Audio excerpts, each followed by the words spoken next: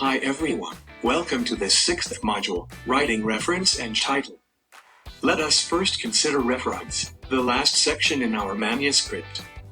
The reference section is arguably the most tedious section in a paper and is where the sources of our justification and argument come from.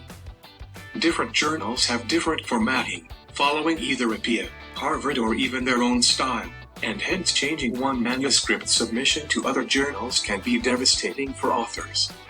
Therefore, let us consider whether are we using the right software to gather the reference list. There are several software such as INBIOSIS and Methodologies that easily insert citation and collect all references. They are easy to use, and you may have learned this in a previous class. However, I know that some students may have done this reference section manually, because they just don't know how to operate these software. This is dangerous as some references might be missing, or you might have to redo the reference list in several manuscript drafts, which takes significant amount of time.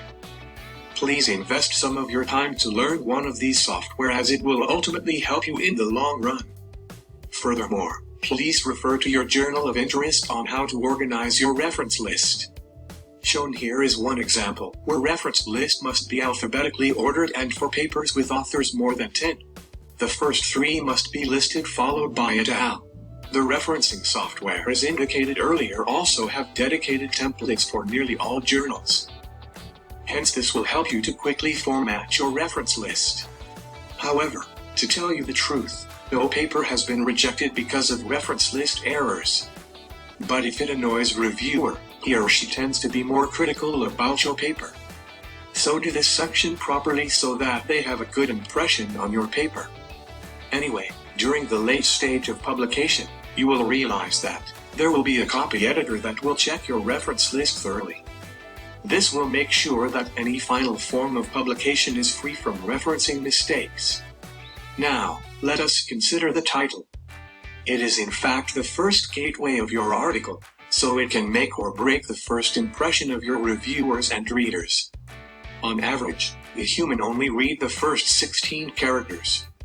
You can see how these heat map here showing that we tend to focus on the early parts of any new reading materials, which include title. Hence, it is important to get this right. There are 3 strategies to write title. Firstly, it needs to be concise and relevant. Secondly, we can use keywords, and thirdly, we can choose different types wisely. Let us go one by one. First, titles should be direct, clear and concise to capture readers' attention. Avoid jargon and complex sentences. Titles should be as short as possible, stating the key findings and accurate message about the paper as well as comprehensive enough for readers to digest. In general, busy readers only read the first 5 words from a title. Hence, the first few words must tackle their interest to further read on the rest. Titles starting with investigation study of a certain organism may be a waste of key positioning of the valuable terms. We have seen a lot of articles with extremely long titles, which do not help readers to decipher important information that the authors want to tell. A good example is shown here whereby Wan et al. 2011 brilliantly used the first 5 words to carry some meaning towards what is actually reported in this study.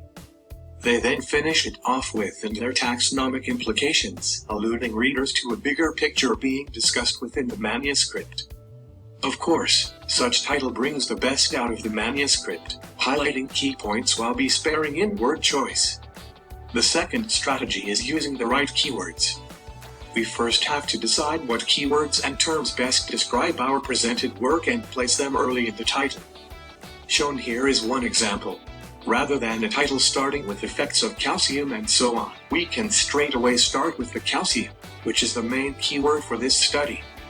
Also, this improved title is not ambiguous and straight to the main outcome of its manuscript, which is calcium addition improves salinity tolerance of tomato.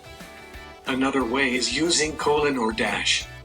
This is so that we can separate the keywords and the explanation. Have a look at some examples listed here. The next strategy is to choose the title type wisely. I will only present 2 types in this class, which are either question or statement. Let us first consider title as a question. This is mainly done when there is no simple answer or direct conclusion from the article. Also, this gives the benefits of the doubt for readers and may entice them to read your articles further. Shown here are a couple of examples. The second type is a statement title. It is simply a statement with a subject and a verb. It is suitable for papers that address a specific question with a straightforward answer. Shown here is one example. Rather than starting the title with less meaningful statements such evidence of involvement, etc., the title can be further improved by starting with a subject, followed by a verb. Again, this relates to the first strategy, which is being concise in our title. Now, please inspect your article of interest. How do they present their references and titles? For titles, do they following the strategies listed here? All the best, everyone.